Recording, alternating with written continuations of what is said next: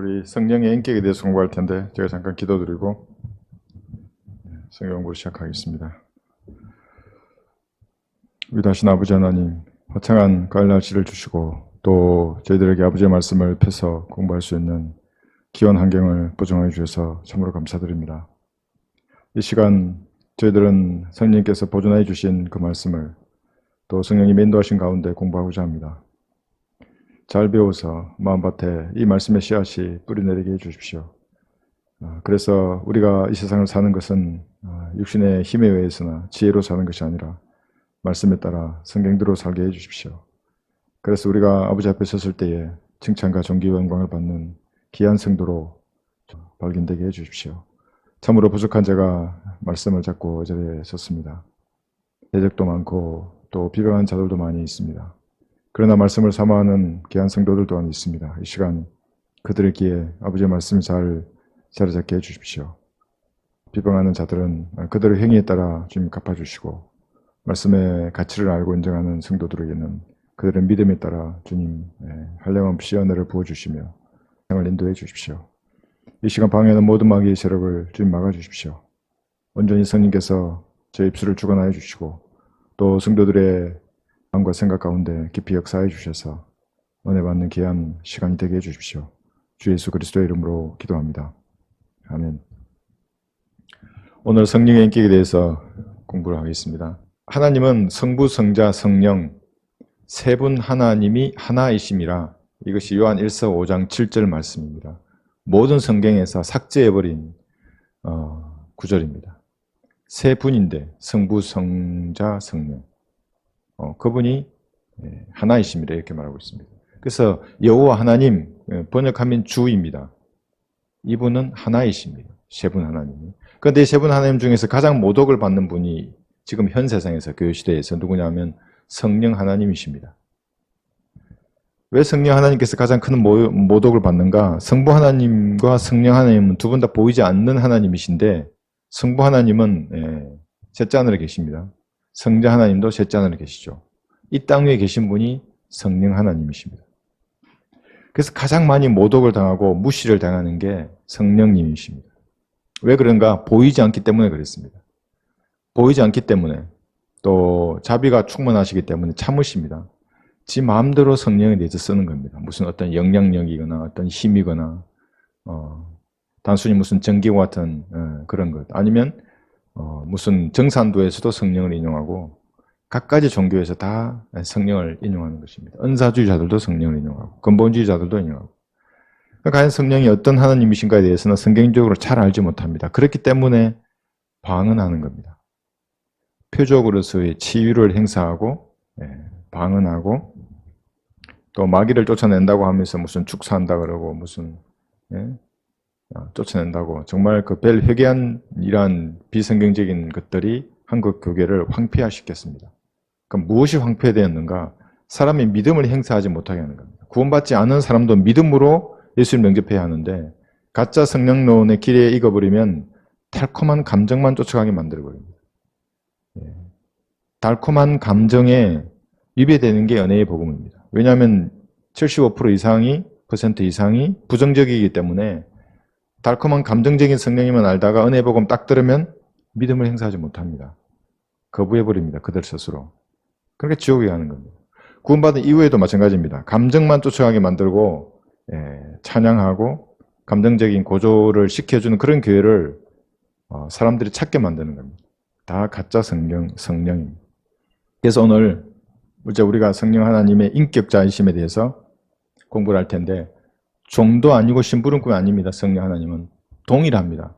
동일한 위격을 가지신 분입니다. 주라고 하면 성부, 성자, 성령 이 세 분 하나님을 주라고 하는 겁니다. 여호와 하나님이십니다. 동등한 분이십니다. 어떤 힘이 아닙니다. 그래서 한번 보겠습니다. 사도행전 4장 8절에 보시면 사도행전 4장 8절 여러분 성령이 충만하면 방언으로 말하는 것 아닙니다. 알지 못하는 방언으로 성령은 말하지 않습니다. 알지 못하는 방언이 뭐냐면 방언을 하는 사람들은 자기가 무슨 말을 하는지 자기 지각은 다 압니다. 모르는 게 아닙니다. 청중들은 모릅니다. 하나님도 모르고.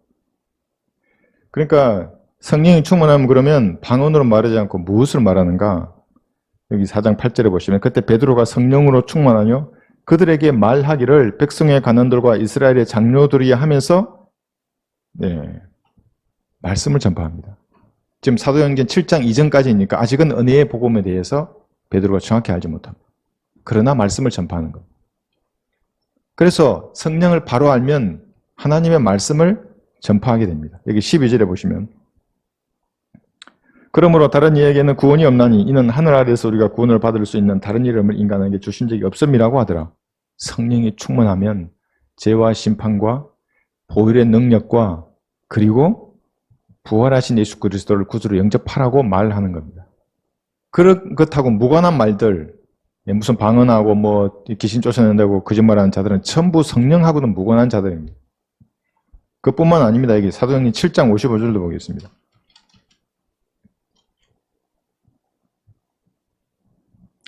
그러나 그는 성령으로 충만하여 하늘을 주시하여 우러러보니 하나님의 영광과 예수께서 하나님의 오른편에 서신 것을 보고 성령이 충만하여 스테판이 뭐라고 말합니까? 자기 목숨을 걸고 유대인들에게 마지막으로 다시 한번 예수님께서 구약의 그 메시아다 받아들일 것을 이제 마지막으로 권고하는 겁니다. 성령이 충만하여 목숨을 걸고 거리에서 외치는 겁니다. 그래서 성령이 충만하면 거리에서 외칩니다. 주의 삭선 사망이요 하나님의 선물은 예수 그리스도 우리 주 안에 있는 영원한 생명이라. 복음이 이보다 더 강렬한 게 어디 있습니까? 제가 좋아하는 구절 중에 하나인데 스테판도 성령이 충만하여 외친 겁니다. 목숨을 걸고.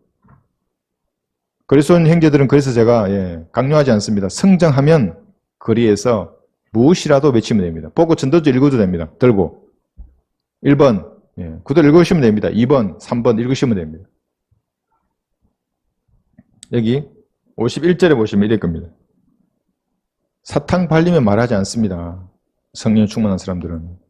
너희 목이 곱고 마음과 귀에 할려받지 못한 사람들아 너희 조상이 한 것과 같이 너희도 늘 성령을 거역하는도다. 선지자들 가운데서 너희 조상이 박해하지 아니한 사람이 어디 있었느냐? 또 그들의 어려우신 분이 오심에 관하여 미리 말한 그들을 죽였고 이제 너희는 그 어려우신 분을 배반한 자요 살인한 자가 되었으니 유대인들이 얼마나 화가 났겠습니까? 예수님을 죽였던 살인자들입니다. 스테판이 그걸 지적하는 겁니다. 그리스도교도 마찬가지입니다. 여러분의 조상들이 땅속에 묻힌 것처럼 여러분도 반드시 땅속에 묻힐 것입니다. 여러분 어느 날 하나님 앞에 서야 합니다. 하나님을 만날 준비가 되셨습니까? 전능하신 분입니다. 거룩하신 분이고 단 하나의 죄도 여러분들을 지옥에 던지는 겁니다. 이렇게 말하는 겁니다. 하나님의 사람이라면. 근데 무슨 돈이나 챙기고 평판이나 따지면서 정치적인 입지나 노리면서 무슨 종교 통합과 관련된 단체에 가입이나 하고 그따위 것들은 하나님의 사람이 아닙니다. 여기 52절 했죠. 그래서 이제 우리가 추석 연휴에 그러면 또다시 만나면 친척들에게 좋게 다가서는 겁니다. 그 다가서는 첫 단추를 여러분 기도하시는 겁니다. 사마리아 여인에게 우물가에서 물의 비유를 들었듯이 내가 목마르다 물 한 잔 주겠니? 이제 이렇게 시작하지 않습니까? 그 시작의 단추를 하나님께서 지혜로 달라는 하나님께 지혜를 주십시오. 우물가에 가서 물이 아니라 불이나 밥 가지고 비유를 들면 좀 이상하죠. 물로 비유를 들어야죠. 그러니까 어떤 사람이 만났을 때는 그 환경과 그 사람의 여건에 가장 적합한 이하를 내가 꺼낼 수 있도록 하나님 지혜를 주십시오. 이렇게 기도하는 거예요. 그럼 첫 단추만 딱 채워주면 그 다음 얘기하는 겁니다. 그런 귀한 간증을 이번 연휴 기간 한번 가지시기 바랍니다.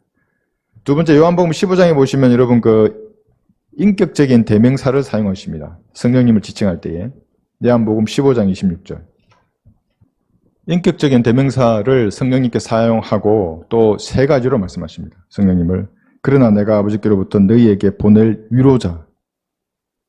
위로자입니다. 곧 아버지께로부터 나오시는 진리의 영입니다. 이만이 아닙니다. 여기 영이라고 했지 않습니까? 이게 어떻게 사람이 될 수 있습니까? 육체가 아닌데. 영이 오시면 그가 나에 관하여 증거하시리라. 예수님에 관하여 증거하는 겁니다. 흰말 탄 자가 계시록 19장의 흰말 탄 자가 자기라고 말하면 미친 인간입니다.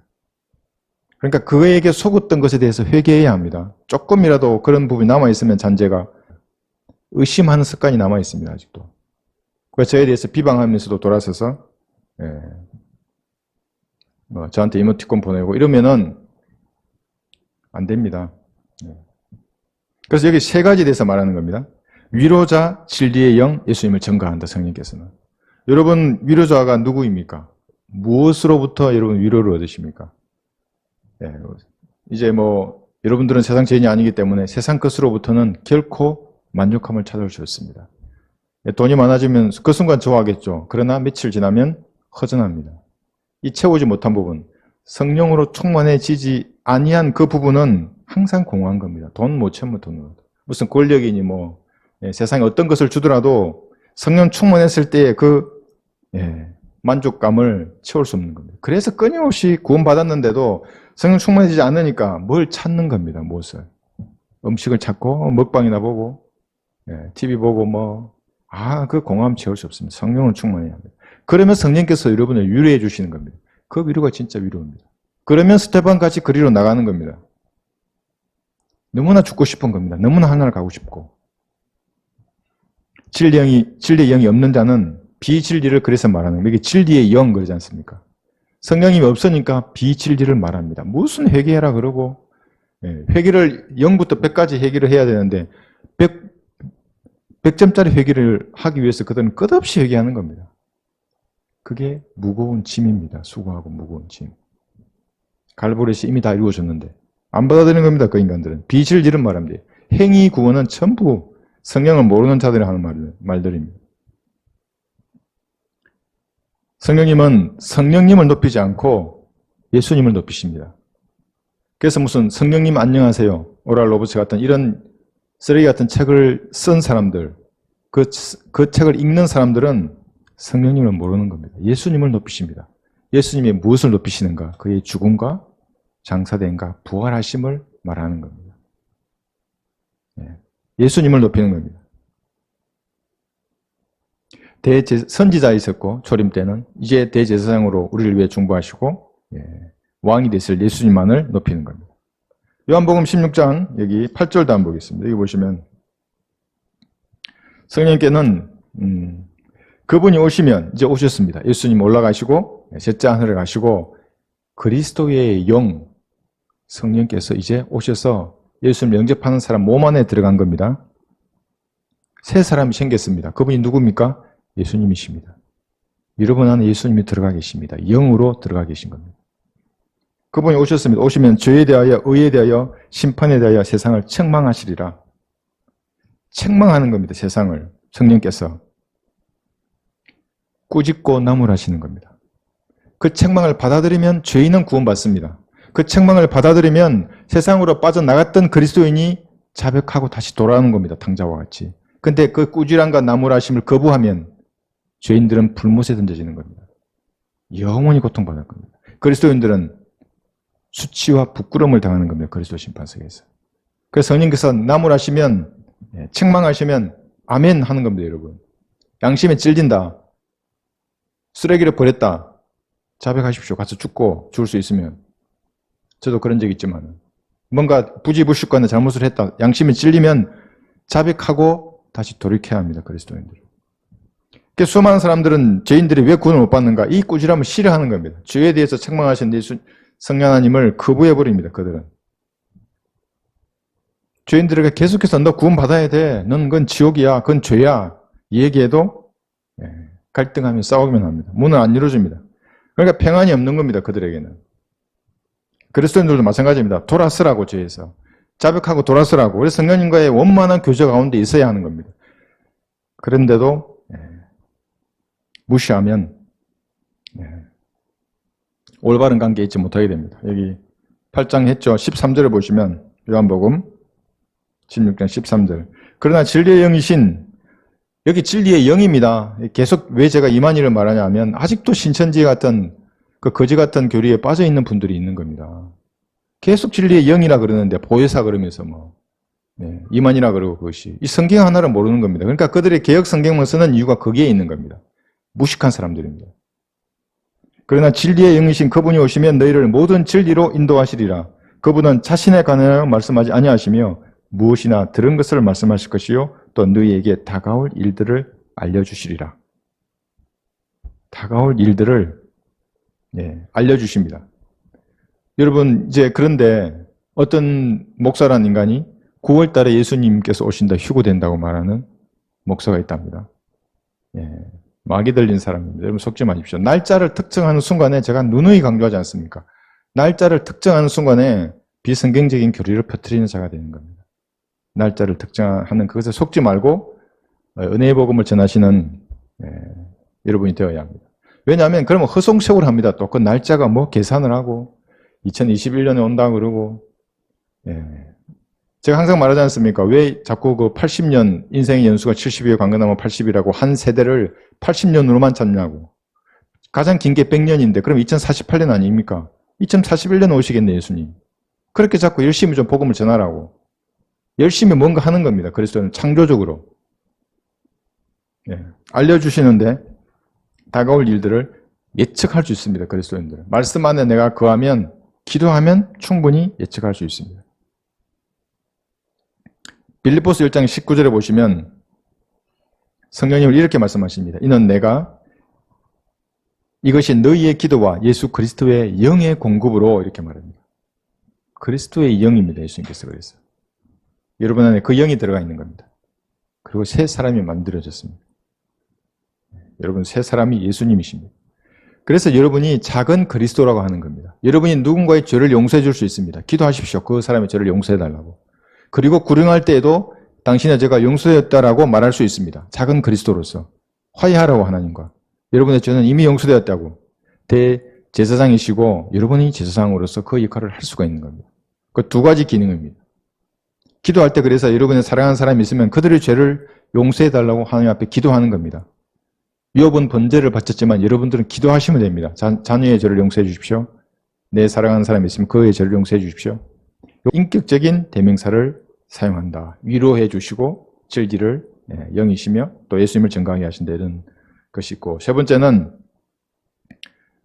인격. 우리가 이제 성령님은 신격을 가지시다 그러죠. 하나님은 신격을 가지셨는데 그것이 인간이 가지고 있는 인격과 유사한 여러 가지 특징을 가지고 있습니다.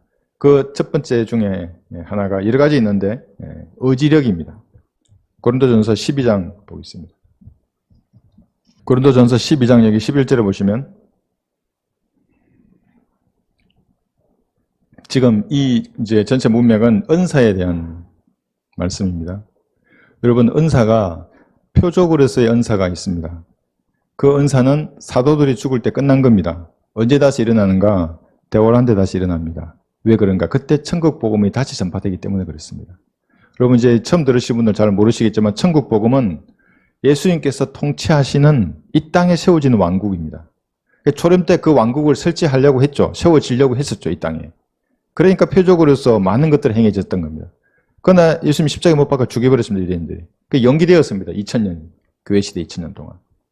대환란이 되면 다시 천년왕국의 천국이 이루어질 거기 때문에 또 천국 복음이 전파되는 겁니다. 그때 다시 이런 표적들이 행해집니다. 우선 그걸 아시고 여기 11절에 보시면 그러나 이 모든 일은 한 분이신 같은 성령께서 역사하시어 그분께서 원하시는 대로 각 사람에게 나누어 주시느니라. 무엇을? 여기 은사들을 나누어 주는 겁니다. 여기 보면 다양한 은사들이 있습니다. 앞에 보시면 여기 8절에 보시면 지혜의 말씀을 주시고 지식의 말씀을 주시고 믿음을 주시고 병 고치는 은사들, 이거 표적입니다. 병 고치는 은사는. 병 고치는 은사가 있다는 말은 내가 원하는 사람 누구나 고칠 수 있는 겁니다. 죽은 자도 살렸고. 그러나 이 은사는 대환란에 다시 천국 복음을 전파할 때에 시행될 은사들입니다. 지금의 은사는 보지 아니하는 것으로 믿는 겁니다. 은혜의 복음은. 사람들 잘 모릅니다. 그 다음에 여기 보십시오. 10절에 보시면 또 기적들을 행함을. 지금 아닙니다. 기적들을 행한다고 마귀 쫓고 귀신 쫓고 뭐 쫓아낸다고 하는 그 이단들은 비성경적인 겁니다. 예언함을 지금 할 수 있습니다. 영분별함, 그 다음 여러 가지 방언 말함을. 방언은 그래서 지금 하지 않는 겁니다. 지금 꼭 방언을 하고 싶으면 학원에 가서 배우시면 됩니다. 일본어 방언을 하시는 분들, 얼마나 일본어가 듣기 좋고, 독일어 방언하시는 얘기 들으면 아주 종달새 같이 마음이 즐겁습니다. 들으면. 일본어도 마찬가지고. 배우면 됩니다. 학원에서. 방언들을. 근데 배우지 않고 내가 어떤 말을 하는데 그 말이 그 나라 언어로 들리는 다른 사람들에게 대화란 때에 천국 복음을 전파해서 전해질 것들입니다. 근데 여기서 우리가 봐야 될 것이 뭐냐면 성령 하나님께서 내 안에 계신 그분이 원하시는 대로 주는 겁니다. 나에게 가장 적합한 은사를 주시는 겁니다. 네, 다 가질 수 없습니다. 모든 은사를 내가 다 행사할 수 없는 겁니다. 어떤 사람 말씀을 잘 전파하는 분이 있고, 어떤 사람은 뭡니까? 전도지에 그 디자인을 하시면서 하나하나 단어 하나를 수정하고 고치고 그런 은사를 주십니다.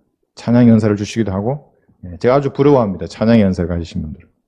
악기를 다루시는 분도 있고, 다양한 은사들이 있습니다. 섬기시는 분도 있고, 지체들을 섬기고, 교회 구전 일을 하고, 매끄러운 분들. 다양한 은사가 있는 겁니다.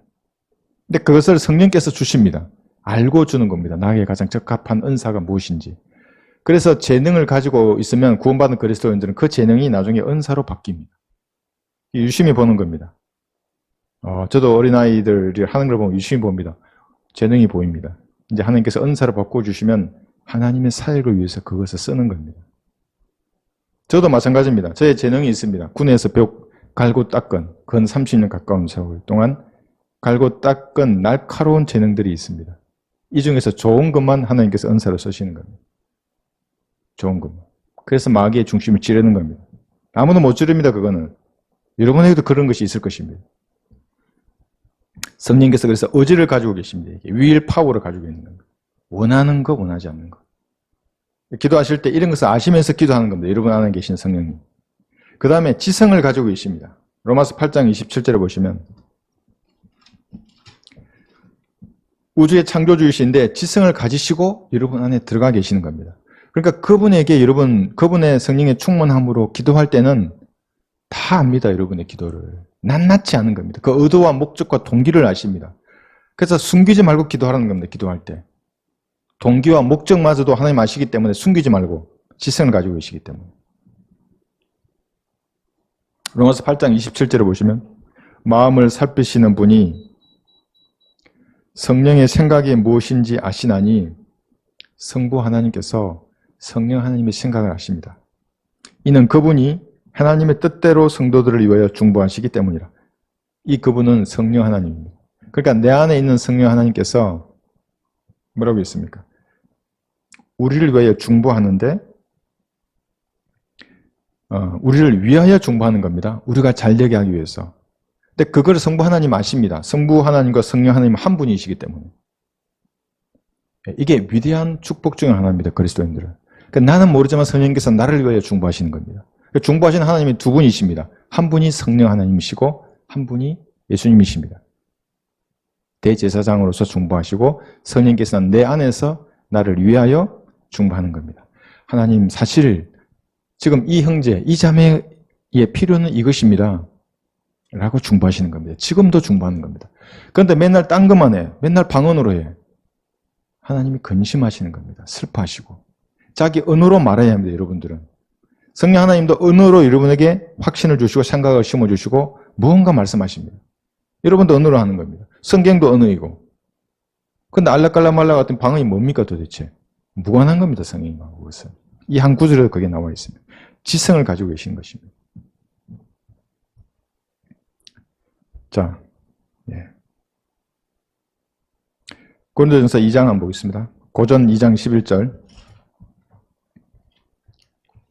지식도 가지고 계십니다. 고전 2장 11절에 보시면 지식이 있다는 말은 그 지식으로 사물을 안다는 겁니다. 지식이 없으면 맹탕이죠. 사람도 맹탕입니다. 지식이 있어야죠. 군인은 군대 지식이 있어야 되고 전술관이 형성이 되려고 그러면 전술관, 하나의 틀이 형성되려고 그러면 많이 공부해야 합니다. 밤잠 자지 말고 대위가 되려고 하면 밤잠 안 자고 6개월은 공부해야 합니다. 소력은 1년을 공부해야 되고 초급반들은 6개월 이상씩 다 공부하는 겁니다. 밤잠 안 재우고 열심히 공부해야 합니다. 그래야 뭔가 생기죠. 그죠? 지식이 그러니까 기초가 되는 겁니다. 하나님도 그런 지식을 다 가지고 계십니다. 사람의 일을 그 사람 안에 있는 사람의 영이 아니면 누가 알리요? 이와 같이 하나님의 일도 하나님의 영이 아니면 아무도 모르느니라. 알고 모르고 이런 지식을 하나님은 다 가지고 계십니다. 성령 하나님이 그 몸 안에 들어가지 않는 사람, 구원받지 않은 사람들은 지식이 없는 겁니다. 하나님에 관한 지식이 없습니다. 물론 지혜도 없고 아무것도 없지만 지식이 없기 때문에 마귀적인 지식을 꺼내놓는 겁니다. 여러분 성경을 나누지 않으면 마귀적인 지식이 됩니다. 왜 그랬습니까? 섞이게 되는 겁니다. 은혜의 복음과 천국 복음. 끝나는 겁니다. 그럼 섞여버리면. 왜 끝납니까? 어떨 때는 은혜의 복음을 얘기하고 어떨 때는 천국 복음을 얘기하는 겁니다. 어떨 땐 둘 다 섞어서 말하고 그러면 아무것도 아닙니다. 지식이 중요합니다. 성령께서는 이러한 모든 지식의 원천이십니다. 가지고 계십니다. 네 번째가 성령 하나님께서 가지고 계신 게 능력을 가지고 계신데 서두에 조금 언급했었죠. 성령이 충만해지면 능력을 주시는 겁니다. 그러면 우리가 복음을 전하는 겁니다. 여러분 은혜의 복음을 말을 꺼내는 게 아무것도 아닌 것 같아 보이는데 결코 그렇지 않습니다. 하나님께서 능력을 주지 아니하시면 죄와 심판과 보혈의 능력과 예수님의 구주를 영접하라고 하는 말에 입도 뻥긋하지 못합니다. 한번 여러분 해보시면 됩니다. 대신에 교회에 나오라는 됩니다. 착하게 살아라. 종교를 가지는 것은 좋은 일이야. 그런 말은 할 수 있습니다. 그러나 은혜의 복음은 못 전합니다. 사도행전 1장 8절에서는 이렇게 말합니다. 그러나 성령께서 너희에게 임하시면 너희가 능력을 받으리니 그러면 예루살렘과 온 유대와 사마리아와 땅끝까지 이르러 내게 증인이 되리라고 하시니라. 여러분들이 진짜 증인들입니다. 은혜의 복음을 전하는 사람들. 오늘 아침에도 이제 전화가 이제 오고 카톡도 오고 했지만 이 그림 전도지를 본 사람들이지 않은 겁니다. 자기 안에 있는 성령께서 말씀하시는 겁니다. 르크만 목사님의 그림 전도지가 얼마나 위력을 발휘하는지를 이제 아는 겁니다. 그러니까 좀 보내달라고 하고 이것대로 복음을 전하겠다. 이런 말씀들을 하는 겁니다. 능력을 주시면 이제 도구로 쓰임 받는 겁니다. 거리설교도 마찬가지입니다. 왜 성령을 받지 않은 인간들은 거리에서 성경적 은혜의 복음을 말하지 못하는가? 왜 말하지 못하겠습니까? 그들에게는 아무런 유익이 없습니다. 돈이 되지 않는다는 겁니다. 그래서 외치는 거는. 대신 비난과 비판과 잘못하면 돌멩이가 날아올 수 있습니다. 경찰이 오고 물론 이제 우리나라는 이 차별금지법이 통과되면 이 그리스도교 자체를 못하는 국가가 될 겁니다. 우리도. 다른 나라들처럼. 그러나 이제 그때가 아직 문이 닫히기 전에는 외쳐야 합니다. 그리스도인들이. 닫혀버립니다. 좀 있으면. 외치고 싶어도 못합니다. 감옥에 가지 전부. 지금 나가서 형제들은 외치고 자매들은 전도지를 나눠주고 은혜의 복음을 외쳐야 합니다. 무엇으로? 능력으로. 성령님의 능력으로. 그래서 그리스도를 하기 전에 복음 전파하기 전에 항상 하나님 제게 지혜를 주십시오. 용기와 담대함을 주십시오. 능력을 주십시오. 이렇게 하는 겁니다. 그리고 마귀의 세력을 묶어주십시오. 이렇게만 해도 됩니다. 그럼 제가 길을 걸어갑니다. 저와 동행해 주십시오. 외치는 것입니다. 다섯 번째로 성령님은 슬퍼하십니다. 에베소서 4장 30절에 보시면 여러분 슬픔에 대해서 아시죠? 예수님도 슬픔의 사람이요 질고에 익숙한 사람이셨습니다. 그리스도의 영인 성령께서도 슬퍼하십니다. 하나님의 거룩한 영을 슬프게 하지 말라. 슬프게 하지 말라는 겁니다. 여러분들이 하나님의 영을 슬프게 할 수 있습니다. 너희가 그로 인해 구속의 날까지 인치심을 받았느니라. 그런다고 해서 성령께서 떠나지 않으십니다. 구약에는 떠났습니다. 다시 들어오기도 했습니다. 그래서 여러분 떠나지 않으시고 여러분의 몸 안에서 슬퍼하시는 겁니다. 이놈이 언제나 사람이 될까? 언젠가 하나님의 영광을 위해서 살까? 언젠가 진심으로 기도할까? 침상에 앉아서 하나님만으로 기뻐할까? 그런 삶을 살까? 슬퍼하시는 겁니다. 하나님의 속성과 반대되는 무언가 여러분의 마음에 가지고 계시지 않습니까? 이제 하나님이 근심하고 슬퍼하기 시작하시는 겁니다. 왜 저러는가? 그러다가 그런 행동을 이제 하게 되면 하나님은 진짜 슬퍼하시고 무시당하고 왕따당하고 발로 걷어 체임을 받는 것입니다. 오늘도 밟고 삽니다. 많은 그리스도인들이. 드라마 한 편 보고 여러분 그 극장에 가는 순간에 끝나는 겁니다. 그리스도는 그 간증을 잃어버리는 겁니다. 자, 네 번째는 성령께서는 사람만이 할 수 있는 것을 하십니다. 첫 번째가 말씀하십니다. 계시록 2장 7절.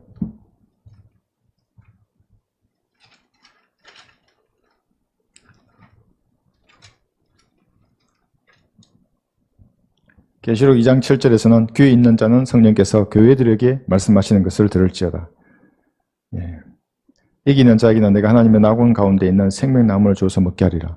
또 이 후반부의 구절을 가지고 이기야 한다 이러면서 그럼 또 이단되는 겁니다. 여러분 사이비가 빠지게 되고 대혼란에 들어선 성도들은 이겨내야 합니다. 이기지 않으면 지옥에 가는 겁니다. 그러나 예수님을 구주로 영접하면 이미 이긴 자입니다. 여러분들. 세상을 이기는 승리는 이것이니 너희의 믿음이라. 구주로 영접하면 이긴 자입니다. 여러분들은. 혼란 성도는 다르죠. 그런데 이 앞 구절을 보십시오. 성령께서 교회들에게 말씀하시는 겁니다. 때로는 속삭여서 말하고 때로는 외칩니다. 하지 말라고 그것을. 저는 여러 번 이런 미세한 음성을 들었습니다. 여러분 들으셨습니까? 몇 번 제가 간증할 때마다 반복했던 것들인데 어떤 할머니에게 복음 전하다가 제가 구보를 하다가 할머니는 저 앞에 계시고 제가 이제 가는데 복음을 전하라. 제가 속으로 아니요. 지금 달리기 하는데 어떻게 복음을 전합니까? 이 차도 왔다 갔다 하고 반바지 입고 달리기 하는데 어떻게 복음을 전합니까? 또 이제 가까워집니다. 할머니 앞에 복음을 전하라. 아니 상황이 안 되지 않습니까? 어떻게 전할 수 있습니까? 저도 좀 고집쟁이죠. 네 하고 하면 되는데 또 가까이 가니까 복음을 전하라고. 그래 안 된다지 안 되지 않습니까? 상황이. 할머니 딱 지나가니까 너 되는지 안 되는지 해봐. 나 똑똑히 기억합니다. 그래 내 씩씩거리면서 돌아서서 갔습니다. 진짜 되는지 안 되는지 네 한번 보겠습니다. 안 됩니다. 나 이제 이거죠. 속마음으로 가가지고 할머니 안녕하십니까? 네, 제가 좀 드릴 말씀이 있는데 말씀드려도 되겠습니까? 뭐예요? 세상 사람은 다 죄인이지 않습니까? 할머니가 그러니까 할머니 그렇지 다 죄인이죠. 손이 이렇게 됩니다. 벌써 다 죄인이라고. 그래 복음을 전하니까 그대로 거기서 아스팔트에서 하나님 영접하는 거예요. 그 다음날 또 만났습니다. 아주 잔치에 나간 옷을 입고 온 동네 사람들 그 앞에 같이 기다리고 있으면 저를 소개하면서 손절하고 이렇게 소개하고 서류 성경에 손절하고 제가 전도자하고 성경책 드렸는데 그 외에도 몇 번 더 있었습니다. 어떨 때는 작게 말씀하시고 어떨 땐 크게 말씀하시고 헌신하고 나서 제가 세상으로 뛰쳐나가려고 그러면 내 등을 쳐밀으면서 너는 비참하게 될 거야. 너는 비참하게 될 거야. 몇 번을 얘기하시고 열왕기상 19장 12절에 이렇게 말씀하십니다. 미세한 음성에 대해서. 열왕기상 19장 12절입니다. 예수님을 구주로 영접한 그리스도인들은 어떤 형태로든지 말을 합니다. 그런데 그것이 내가 내 스스로에게 하는 말인지 성령께서 하는 말인지를 잘 구분해야 되고 말씀이 가득 차면 이제 더 이상 그렇게 말씀하지 않으십니다. 왜냐하면 그런 미세한 음성만 쫓아가다 보면 마귀가 말을 합니다. 나중에는. 말씀은 무시하고 계속 음성만 들으려고 그래요. 저 인간이 기록된 말씀은 무시하고 미세한 음성만 쫓아다니네. 마귀가 말합니다. 실제로. 그러니까 어떤 사람은 하나님의 너무나 많은 음성을 들었답니다. 그런데 속으로 들어보면 압니다. 이건 성경을 안 읽으시는 분이구나. 자기 스스로에게 말을 하고. 열왕기상 19장 12절 또 지진 후에 불이 있었으나 주께서 그 불 속에도 계시지 아니하더니 그 불 후에 미세한 음성이 있는지라 엘리야가 그 음성을 듣자 그의 외투로 얼굴을 싸고 나가서 굴의 입구에 서 있는데 보라 한 음성이 그에게 임하여 말씀하시기를 엘리야야 내가 여기서 무엇하느냐 하시더라. 미세한 음성으로 말하는 겁니다. 제가 구원받을 때도 이 음성을 들었기 때문에 저는 너무나 잘 압니다. 내가 죄인이냐? 이렇게 딱 물으셨습니다. 하나님께서. 몰랐죠 저는 누구인지. 지금도 보입니다 그게. 보입니다. 제가 제 방 이렇게 생겼고 어렵고. 네, 제가 죄인입니다. 예수님께서 누구를 위해 십자가에 달렸느냐? 네, 죄인을 위해서 달렸다고 들었습니다. 그럼 너를 위하여 달린 게 아니냐? 이렇게 복음이 이렇게 정확합니다. 그런데 그때 안 겁니다. 이렇게 사람이 구원을 받는구나. 예수님께서 내 죄를 용서하셨구나. 너무나 좋았죠. 내 죄가 모두 용서받은 그날입니다. 구원받기 전에도 구원받은 후에도 미세한 음성이 있습니다. 하나님께서. 저는 그렇게 구원을 받았고 그 이후에도 그렇게 하셨기 때문에. 그러나 이 기록된 말씀을 멀리하면 멀리할수록 그런데 이제 주의해야 할 게 있습니다. 구원 받았는데도 기록된 말씀을 멀리한다. 마귀가 속삭이기 시작합니다. 이제. 그러니까 기도하니까 하나님 가르쳐 주더래요. 제가 전한 그림 전도지가 가짜라고. 마귀가 한 말이지. 지금도 구원받아서 고맙다고 전화 오는 분들이 계시고 외국에도 이게 계속 뻗어나가면서 하나님의 위대한 사역을 하고 있는데 기도하고 있는데 저 그림 전도지는 가짜라 그랬대요. 이 그림 내가 그린 게 아니라니까요. 르크만 목사님이 그리신 그림입니다. 다시 한번 읽어보십시오. 그 그림이 무엇을 말하는지를 이해를 못하는 겁니다. 왜 못하겠습니까? 성령께서 닫아버리는 겁니다. 그게. 반역하는 마음을 품는 순간에 닫아버립니다. 닫아버립니다. 이해가 안 됩니다. 그 사람에게는. 계속 하나님의 사역을 방해하는 겁니다. 그러니까 마귀가 그 집안을 나중에 관장하게 됩니다. 그 안타까운 일이죠. 그게. 네. 성령님께서는 부르짖습니다. 말씀만 하는 게 아니고 갈라디아서 4장 6절. 성령님의 부르짖음은 여러분 거리에서 외칠 때 한번 생각해 보십시오. 저는 기도할 때 성령께서 내 입술을 주관해 달라고 해요. 이거 요즘 제가 거리 설교문을 쓰지 않습니다. 기도하고 나갑니다. 주제만 생각하고 나갑니다. 외쳐주시라고 성령께서. 네. 외칩니다. 성령께서는. 그때 거리 설교자를 통해서 외치시는 겁니다. 설교할 때도 외치시지만 너희가 아들들이므로 하나님께서 자기 아들의 영을 너희 마음속에 보내시어 아바 아버지라 부르짖게 하시느니라. 구원받은 그리스도인들은 이 부르짖음을 듣습니다. 확신합니다. 그래서 구원의 확신이 있는 겁니다. 어떤 흔들어도 흔들리지 않습니다. 난 죽음이 두껍나냐? 아니야. 난 내 육신의 장막을 벗으면 하나님을 만날 거야. 구원의 확신이 흔들리지 않습니다. 내 안에서 성령께서 부르짖으시기 때문에. 그래서 제가 그러는 겁니다. 구원에 의심되면 골방에 들어가 하나님 앞에 물어보라고. 진지하게. 문 잠그고 물어보라고 하나님 앞에. 거룩하신 하나님, 제가 지금 죽으면 어디에 가는 것입니까? 말씀해 주십시오. 이 방법은 르크만 목사님이 어떤 형제가 구원의 확신이 없을 때 썼던 방법입니다. 제가 또 이 말 하니까 어떤 분이 또 이렇게 막 시비 걸면서 복음의 내용이 다 없다고, 죽으신가 뭐 이런 게 없다고. 참 그러니까 자신의 무지를 잘 모르고 이렇게 남을 비방하는 데 써서는 안 되는 겁니다. 그 무지하면 그냥 가만히 계시면 되는데 그게 아니라고.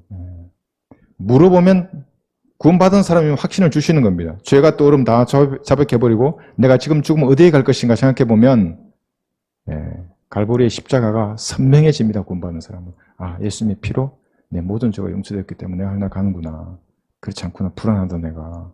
방언도 안 한 것 같고 올해 이번 달 11조는 빼먹은 것 같고 뭐에 들어온 생각을 한 것 같고 나 이 어떻게 할 것인가. 그런 육신의 어떤 죄들이나 행위에 얽매여 있으면 확신이 없습니다. 바른 복음을 듣고 구원을 받는 사람은 확신을 가지고 있는 겁니다. 이 부르짖는 소리를 정확히 듣는 것입니다. 로마서 8장 14절에 보시면 뿐만 아니라 인도하고 지도하십니다. 로마서 8장 14절. 로마서 8장 14절에 보시면 부르짖을 뿐만 아니라 여러분은 인도하고 손가락을 가르쳐서 지도하십니다. 8장 14절. 하나님의 영으로 인도함을 받는 이들은 곧 하나님의 아들들이라. 영접하는 자, 곧 그림을 믿는 자들에게는 하나님의 아들들이 되는 건설을 주셨으니 즉 그의 이름을 믿는 사람들에게입니다. 이게 아들들입니다. 여러분 하나님의 아들들입니다. 인도함을 받는 겁니다. 여러분들이. 그런데 왜 그 인도함이나 지도하심이 선명하지 않은가? 마귀적인 교리를 여러분들이 품고 있기 때문에 그렇습니다. 도덕적인 저가 있기 때문에 그렇습니다. 네. 지체들을 판단하기 때문에 그렇고 하나님이 세우신 권위에 대해서 여러분 비난하는 자세를 가지면 보이지 않습니다. 그게. 벗어나야 합니다. 그런 것들을. 마귀적인 교리가 있으면 다 버려야 합니다. 도덕적인 제도 버려야 합니다. 하나님님이 세우신 그 권위에 대해서 여러분 인정하셔야 하는 겁니다. 보이는 바 행제를 사랑하지 못하면 보이지 않는 하나님을 사랑할 수 없는 거죠. 하나님 세우신 보이는 권위는 비판하면서 보이지 않는 하나님께 어떻게 권위를 줍니까, 여러분들? 그러니까 이것을 잘 생각해 보시면 인도하심과 지도하심이 이제 선명해집니다. 그 안에 그냥 가만히 있는 겁니다. 너무나 평온합니다. 잠언 3장 6절에서는 내 모든 길들에서 그를 인정하라. 그리하면 그가 내 길들을 지도하시리라. 모든 길들에서 하나님을 인정하게 됩니다. 그렇게 됩니다. 지도해 주십니다. 10편 32절 8편에서도 내가 가야 할 길을 내가 내게 지시하고 가르치리니 내가 너를 내 눈으로 인도하리라. 지시하고 가르칩니다. 네. 여러분의 갈 길을 하나님께서 지도해 주시고 인도해 주시는 겁니다. 물론 우리의 그 길의 목표는 하늘나라입니다. 그러나 내 앞에 어떤 고난이 있거나 역경이 있는지는 잘은 모르지만 하나님께서 하나하나씩 필요한 장애물은 제거해 주시고 같이 뛰어넘으시고 또 필요를 채워주셔서 거기를 가게 하시는 겁니다. 인도하시고 지도해 주십니다. 요한복음 14장 26절에 보시면 가르쳐 주십니다. 그래서 혼자 내팽개쳐두고 너 그냥 세상을 네 지혜로 살아라. 절대 그렇게 하지 않으십니다. 하나님께서는. 요한복음 14장 26절. 그러나 위로자신 성령을 아버지께서 내 이름으로 보내시리니 그가 너희에게 모든 것들을 가르치시며 또 내가 너희에게 말한 모든 것들을 기억나게 하시리라. 가르치고 기억나게 하시며 성령께서. 그래서 여러분의 모든 해답은 성경에 기록되어 있는 겁니다. 그래서 제가 어떤 분하고 대화를 나누다가 성경으로 믿는 교회 10년, 20년 다니셨다고 하는데 하나님을 정말 모릅니다. 강사고 목사고 교수인데 20년, 30년 다니면서 뭐가 이렇게 자랑을 하는데 하나님을 모르는 겁니다. 그러니까 너무나 가슴 아픈 일이었습니다. 왜냐하면 성령께서 가르치지 않는 겁니다. 그 사람들에게. 뭔가 불쾌한 겁니다. 그 사람에게는 가르쳐주지 않습니다. 그러니까 이 전도지가 한자로 번역되어서 중국어로 갈 때 그렇게 불쾌히 여기는 겁니다. 그 사람은. 저작권 위반이라는 얘기는 했었고. 예. 중국으로 르크만 목사님의 그림 전도지가 번역돼서 가는데 어떤 형제는 목숨을 걸고 그거 갔는데 그걸 보내는데 그게 불쾌한 겁니다. 제가 저작권법 위반했다고. 그게 그리스도인이겠습니까, 여러분? 성령께서 그 눈을 뜨게 하지 않는 겁니다. 소경입니다. 그래서 그런 사람들은. 가르치시고 생각나는 겁니다. 여러분 인생의 문제 가운데 어디로 가야 할까? 가르쳐 주십니다. 성령께서. 교리적인 죄, 도덕적인 죄 버리고 하나님의 권위를 인정하는 겁니다. 기도하는 겁니다. 그 가운데. 분명하게 길을 인도하시고 지도해 주십니다.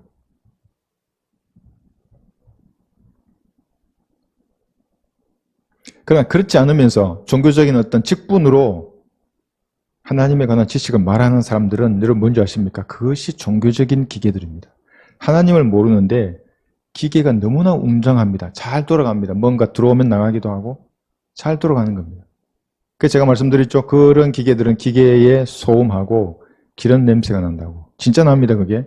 가장 심하게 나는 데가 로마 가톨릭입니다. 개신교 목사인데 로마 가톨릭 목사 같이 이거 로만 칼라를 왜 하는 겁니까? 그건 1km 떨어져 있어도 보입니다. 가톨릭의 냄새가 나는 겁니다. 왜 자기만 성경을 해석한다고 하는 겁니까? 성령께서 다 가르쳐 주시는데. 올바로 나누어서 르크만 목사님의 이 주석서가 있고 책들이 있지 않습니까? 공부하면 성령께서 가르쳐 주시는 겁니다.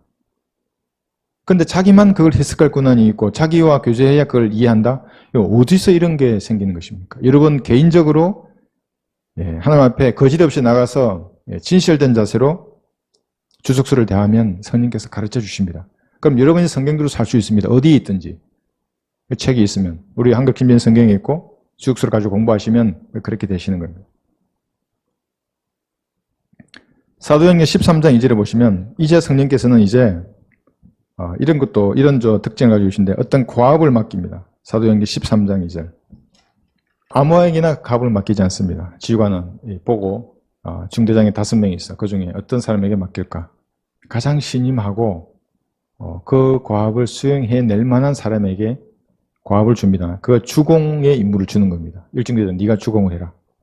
2, 3중대장은 조공의 임무를 주고 나머지 중대장은 이제 다른 임무를 주는 겁니다. 예비를 주거나 이제 그렇게 과업을 주는 겁니다. 성령께서도 어떤 사람에게 보고 아무에게나 똑같은 과업을 맡기지 않습니다. 해낼 만한 사람에게 하나님의 일을 맡기는 겁니다. 여기 보십시오. 그들이 주를 섬기며 금식하고 있을 때 성령께서 말씀하시기를 내가 불러 시키는 일을 위하여 잘 보십시오. 내가 불러 시키는 일. 성령께서 불러서 시키는 일들이 있습니다. 그 일을 위하여 바나바와 사울을 내게 따로 구별해 놓으라고 하십니다.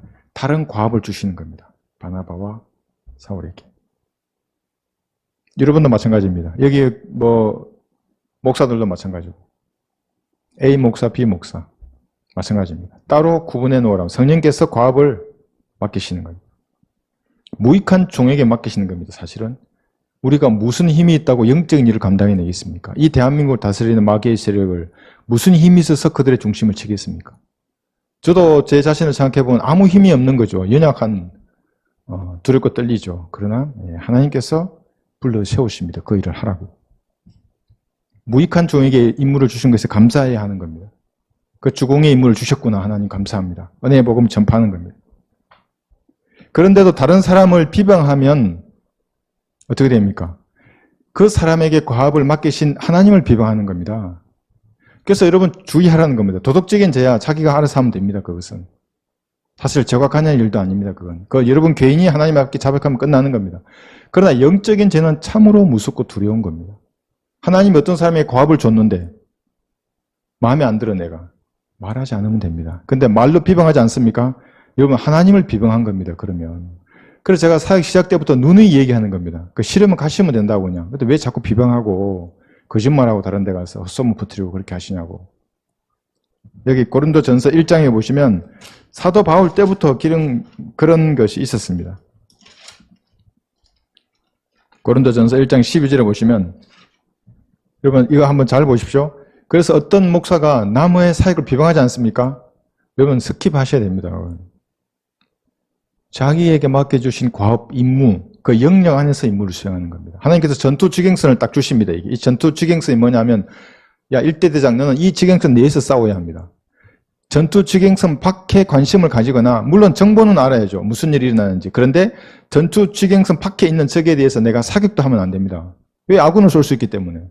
전투 지경선 내에 있는 것에 대해서는 상급 지휘관이 책임지는 겁니다. 인접 부대장이 책임지는 거고 나는 내 임무에 집중하는 겁니다. 내 목표에. 이게 군인의 기본입니다. 그걸 모르니까 계속해서 남을 비방하고 뭐 네가 대대장이냐 아니니. 아니 국가가 줬는데 대대장이 나한테 1대 대장이라고. 그럼 내 목표가 있고 내 전투 지경선을 하나님 주시는 겁니다. 여러분도 마찬가지입니다. 여러분에게 목표를 주시고 여러분이 해야 할 그 일의 영역을 하나님 주시는 겁니다. 받아서 수행하는 겁니다. 고린도전서 1장 12절에 보시면 그런데 이런 일이 있습니다. 이제 내가 이것을 말하면 너희 각자가 말하기를 나는 바울에게, 나는 아폴로에게, 나는 게바에게, 나는 그리스도께 속한다라고 함이라. 13절 보십시오. 그리스도께서 나뉘시느냐? 바울이 너를 위하여 십자가에 못 박혔더냐? 아니면 너희가 바울의 이름으로 침례를 받았더냐? 내가 하나님께 감사하는 것은 내가 크리스포와 가이오 외에는 너희 가운데 아무에게도 침례를 주지 아니하였습니다. 왜 침례를 안 주었습니까? 줬다면은 야 나는 바울에게 침례 받았어. 넌 누구에게 받았어? 그 시시껄렁한 목사에게 받았어? 이렇게 자랑하며 편을 가를 것을 알았기 때문에 바울은 2명밖에 안 준 거에 대해서 이걸 자랑하는 겁니다. 그러니까 누구 목사 어떻고 뭐가 어떻고 얘기할 것이 아니라 각자 일을 하는 겁니다. 그리스도인들은. 그리스도 심판석에서는 내 전투 지경선 내에 있은 일에 대해서 하나님 물으시는 겁니다. 남의 전투 지경선에 관심을 가진 인간에 대해서 하나님께서 뭐라고 그러셨습니까? 베드로에게. 네. 요한이 궁금했겠죠. 베드로는. 신경 쓰지 말고 네 길을 가라고. 이게 그리스도의 자세입니다. 그러니까 여러분들이 누가 저를 비방하거나 또 다른 목사가 다른 목사를 비방한다 그러면 그냥 스킵하시면 됩니다. 아직 이 목사는 눈이 덜 떠여졌구나. 성령께서 안 가르쳐 주셨구나 이것을. 싸우지 말고 자기 가업을 수행하면서 은혜의 복음을 전파하는 겁니다. 사람의 혼을 이겨와야 하는 거예요. 이것이 18절입니다. 십자가를 전파하는 것이 멸망하는 자들에게는 어리석은 것이지만 구원을 받은 우리에게는 하나님의 능력이라. 무엇이 하나님의 능력입니까? 십자가를 전파하는 여러분의 그 말씀, 여러분이 이 은혜의 복음을, 이 십자가를 전파하려고 걸어나간 그 발걸음, 하나님의 능력입니다. 안녕하십니까? 네, 제가 이 전도지 이 책갈피 선물로 드려도 되겠습니까? 그러면 이거 한번 꼭 읽어보십시오. 하나님의 능력입니다. 그것들이. 그 일을 해야지 왜 아폴로가 어쩌니 게바가 어떠니 그리스도파가 어떠니 이런 말을 하는 겁니까? 왜 A, B, C 목사를 따져놓고 나는 A 목사에 속하니까 나는 정통이야. 여기에 허송세월을 하는 겁니다. 그래서 마귀는 허송세월하게 만드는 겁니다. 남을 비판하고 정죄한다고 해서 자기가 어려워지는 거 1도 없습니다. 그리스도인은 자기 일을 하는 겁니다. 은혜의 복음을 내 주변에, 내 지역 사회에 하나님께서 전투 지경선을 주시는 것에 따라 은혜의 복음을 전파하는 겁니다. 그렇지 않습니까? 이견이 있으면 언제든지 카톡으로 주십시오. 제가 듣고 반론은 제가 다시 또 제기할 테니까. 어떤 목사가 자기는 누구의 안수를 받았다고 합니다. 그래? 당신 전도지 한번 보여주세요. 보여줄 수가 없죠. 남의 거 뺏겼는데. 안수 받기 전에도 개떡 같았는데 안수 받으면 찰떡이 되겠습니까? 무슨 신비한 은사를 받는답니다. 손을 머리에 이렇게 올리면. 참. 아니 왜 병도 고치고 죽은 자도 살리지 그러십니까? 여러분 안수 받고 배교한 인간들이 더 많습니다. 하나님께서 어떤 열매를 그를 통해서 나타내는가를 여러분 보시는 겁니다. 그들에선 전도지는 A4 용지 한 장을 뚫지 못하는 것을 제가 많이 보아왔습니다. 20년 교회 다닌 목사라도 그 감도로 못 따라오는 겁니다. 너무나 답답합니다, 그것이. 그런 사람들은 목사를 하기 때문에 대한민국에 있는 직할시 하나가 영적으로 죽어버리는 겁니다. 깨워야죠, 자기가. 20년 했으면 직할시에 뭔가 요동을 치게 만들어야죠. 제가 20년 해서 여기 제가 있는 지역에서 뭔가 이슈를 던지지 못한다면 허송세월 한 겁니다, 저도. 이 마지막 교회 시대는 이제 짧게 남은 겁니다. 여러분을 불러서 하나님께서는 이 은혜의 복음을 전파하게 하시는 겁니다. 여러분들이 성령께서 맡겨주신 그 과업을 수행하시는 겁니다. 기도하고 복음을 전파하고 보존된 말씀 공부하는 겁니다. 그러면 전투 지경선이 이제 넓어집니다. 이렇게 전투 지경선이 중대를 맡은 그 섹터가 대대, 여단, 사단, 군단이 되는 겁니다. 전투 지경선이. 이게 저의 다 경험과 말씀에서 나온 겁니다. 처음에는 옆 사람한테만 주죠. 나머 좀 있으면 여러분 지역 사회가 퍼지고 전국으로 나가고 휴전선을 넘게 되어 있습니다. 마귀가 아주 그냥 움츠러듭니다. 휴전선을 지키는 마귀가, 북한을 통제하는 그 마귀들이. 독일에 있는 여전사가 있습니다. 간증을 저에게 보내왔는데 여러분 다 읽어보셨죠? 얼마나 도전을 받습니까? 여전사입니다. 구령하는데 그랬다지 않습니까? 마틴 루터가 큰 일을 했죠. 그러니까 이제 좀 비하하는 거죠, 복음 전하는 그 자매를. 마틴 루터가 한 그 일을 이제 그 자매 여전사가 하시는 겁니다. 일본에도 있습니다. 국내에도 있고. 마틴 루터가 그 당시에 성령의 능력으로 전파했던 그 일을 이제 배교한 독일에서 이제 또 다시 불길이 지펴지는 겁니다. 준비된 사람은 구원받을 것입니다. 일본어 전도지 같은 경우는 지금 무려 4종류 이상 지금 거의 마지막 단계에 있습니다. 끝나면 제가 다시 몇 단어를 교류해 볼 텐데요. 그러면 다시 가는 겁니다, 이제. 수천 장이 갈 겁니다. 일본을 초토화시킬 것입니다. 이것이 성령께서 가업을 맡겨주신 사람이 나타나는 겁니다. 제가 이것을 하라고 한 적이 없습니다. 하나님께서 그런 과업을 그분에게 주시는 겁니다. 그래서 이 단어를 수정할 때에도 그런 간증을 제가 들었습니다. 우리 일본 자매님에게서. 계속 수정이 많이 했습니다, 단어를. 계속 하니까 이제 미안하셔서. 그랬는데 기도하니까 하나님의 일이다, 이것이. 그런 감동을 주셨다고 합니다. 하나님의 일입니다. 은혜의 복음이 전파되는 것은 하나님의 일입니다. 성령께서 과업을 주셨고 성령이 인도하신 가운데 하는 일입니다, 그것이. 그래서 단어 하나를 정확하게 하려고 아주 집중하는 겁니다. 저도 그냥 글 쓰는 것 이상으로 단어에 집중하다 보니까 녹초가 되기도 하는데 하나님의 일을 그렇게 수행하시는 겁니다. 그래서 성령께서는 이렇게 과업을 맡기십니다. 여러분의 과업은 무엇입니까? 임무를 요회해야 합니다. 임무를 복창해야 합니다. 여러분의 과업은 무엇입니까? 예수님께서 여러분에게 무엇을 맡기셨습니까? 말할 수 있습니까? 말할 수 없습니까? 성경을 보십시오. 이것이 하나님의 명령서입니다. 나누어서 공부하십시오. 그러면 이 명령에서 여러분에게 무엇을 하라고 하는지 하나님의 기뻐하시는 뜻, 선하시는 뜻을 분명히 구분해낼 수 있습니다. 이것이구나. 그 일을 하시는 겁니다. 다섯 번째는 성령님은 소임을 가지고 계십니다. 그분의 이름이 위로자이신데 위로자란 말의 헬라어의 뜻은 한쪽과 나란이라는 말입니다. 그러니까 성령님 한쪽이 있으면 이 한쪽은 누굽니까? 여러분입니다. 위로자란 말은 이렇게 나란히 간다는 의미입니다. 여러분이 성령님과 나란히 가셔야 합니다. 한쪽이 성령님이신데 여러분의 한쪽은 남편이거나 아내이거나 친구이거나 돈이나 명이나 권력이 아닙니다. 한쪽이 성령님이어야 합니다. 그럴 때 성령께서 여러분의 진짜 위로자가 되시고 진짜 친구가 되는 거예요. 그래서 여러분이 무릎 꿇고 기도할 때 그런 겁니다. 성령님과 반하는 모든 죄들, 모든 속성들을 자백하는 겁니다. 그러면 성령님과 나란히 됩니다. 위로해 주십니다, 하나님께서. 그 눈물이 위로가 되는 겁니다. 그 눈물이 힘이 됩니다. 이거 무슨 은사주의 교회에서 발광하는 그런 얘기 아닙니다. 진지하게 기도할 때 나에게 감동으로 흘리는 그 눈물이 힘이 되는 겁니다. 위로자가 되는 겁니다. 저는 기도할 때 하도 눈물을 흘려서 눈물 콧물을 많이 흘려서 방바닥에 색깔이 변할 정도였습니다. 하도 그래서. 성령님은 임무가이신데 그 첫 번째가 위로자이시다. 그래서 비정상적인 공포를 치유하시는 겁니다. 내가 지옥에 갈까? 오늘 아침에 그 문자 주신 분은 이제 어제 같이 영접 기도를 했는데 무릎 꿇고 평안이 찾아오시는 겁니다. 평안이 왔다고 이렇게 문자를 주셨습니다. 치유가 되는 겁니다. 그것이. 위로해 주시는 겁니다. 그 부분에 대해서. 그리고 성령께서는 불면증의 치료자입니다. 여러분 잠을 못 들게 하는 게 많이 있습니다. 저도 너무나 과하게 임무를 해야 할 일에 시달리다 보면 성령님과 교제하는 시간이 줄어들고 기도하는 시간이 줄어들면 잠을 못 들 수가 있습니다. 그러면 다시 생각하는 겁니다. 아, 그 문제 하나님께 맡깁니다. 하나님 제게 지혜를 주십시오. 이 결과를 하나님께서 맡깁니다. 이 일을 어떻게 해야 할지 이 완급을 조정하게 해주십시오. 예, 어떤 걸 먼저 하고 나중에 해야 할지를 알게 해주십시오. 다 맡깁니다. 하나님께. 그러면 저도 잠이 듭니다. 그러지 못하면 해야 할 일, 전도지도 해야 되고 글도 써야 되고 뭐 많습니다. 해야 할 일을. 그것이 압도해버리면 저도 잠이 못 자는 겁니다. 다 내려놓아야 합니다. 하나님. 주무시기 전에. 불면증을 치료해 주십니다. 하나님께서는.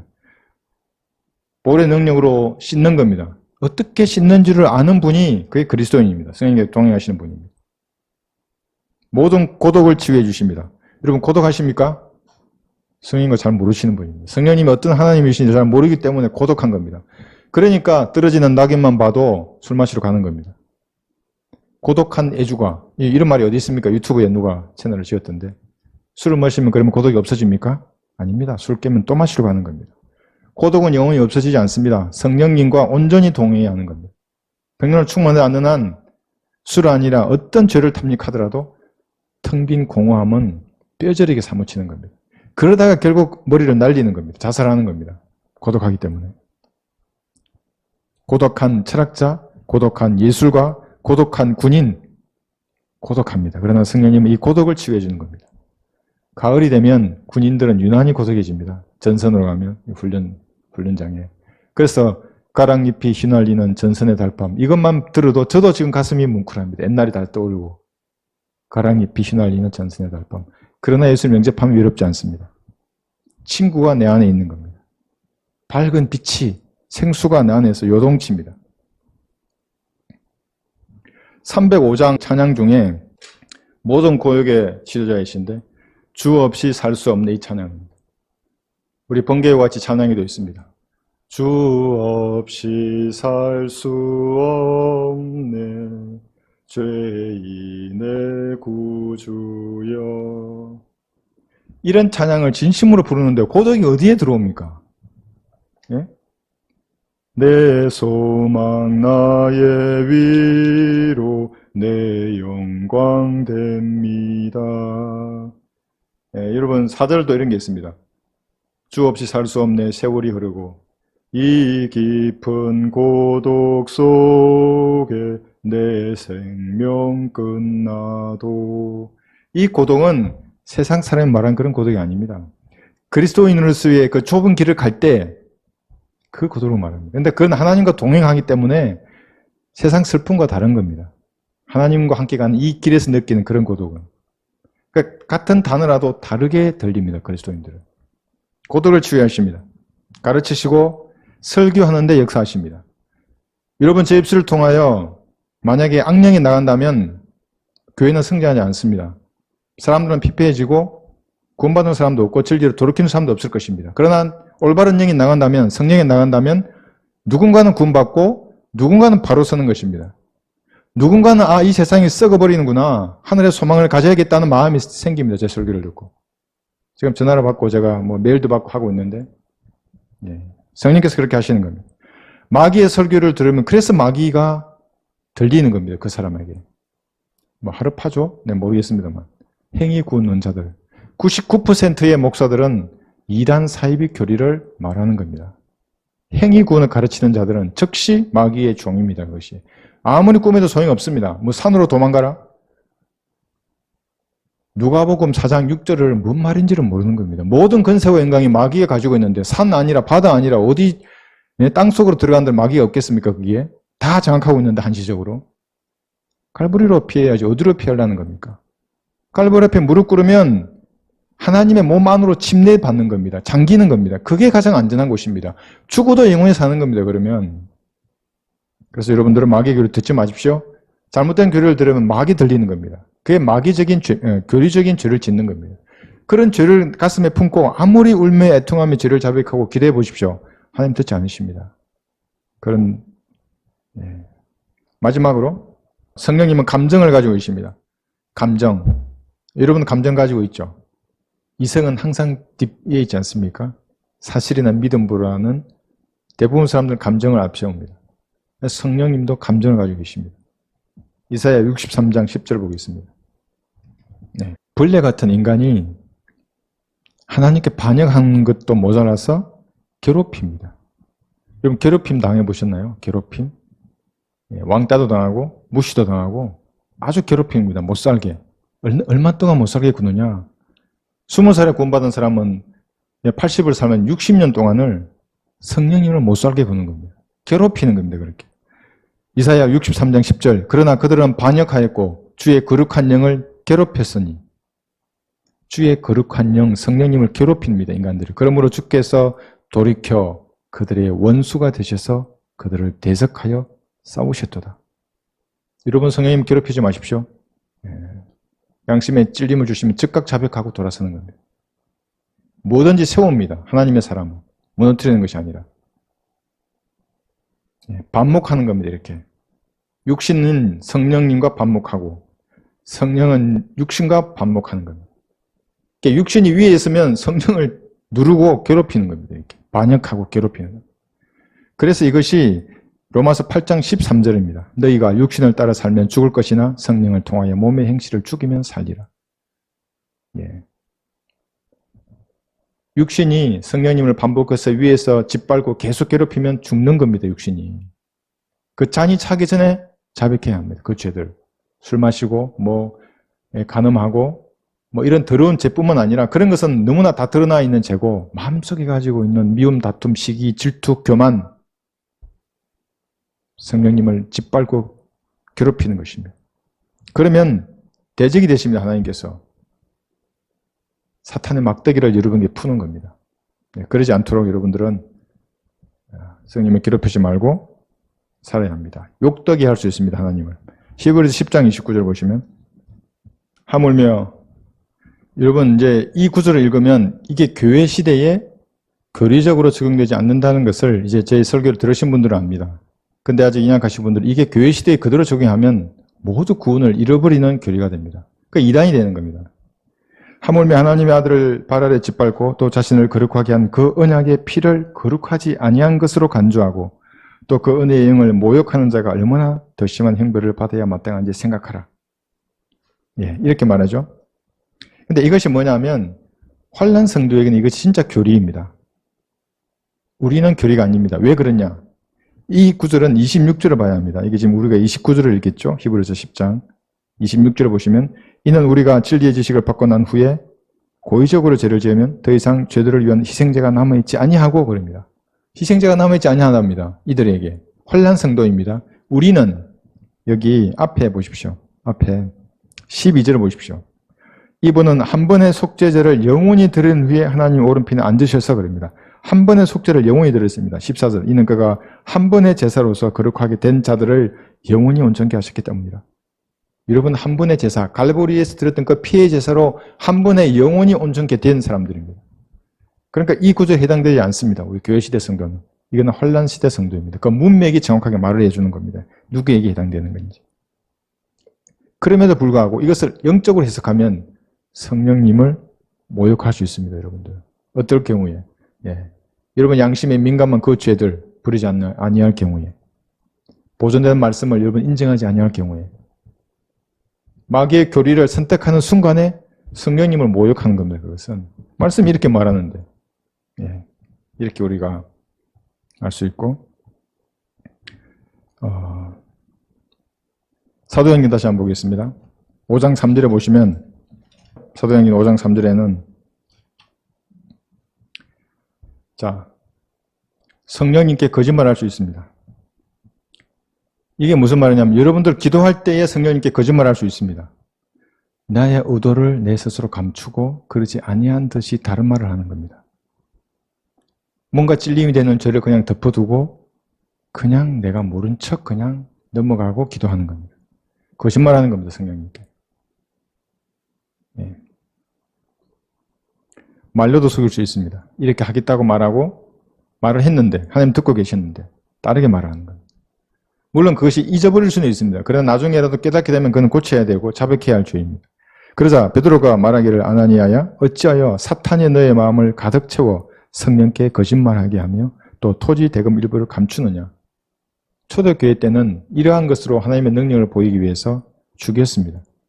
지금 교회 시대는 하나님께서 참으십니다. 성령님께 거짓말하는 것이면 자백하시면 됩니다. 하나님 앞에 거짓말한 것들. 네. 그 다음에 우리가 마지막인데 성령 회방죄. 지난 시간에 제가 잠깐 공부했습니다. 이건 간단하게만 말씀드리겠습니다. 성령을 거스르는 죄라는 겁니다. 이것이 성령 회방죄라는 게.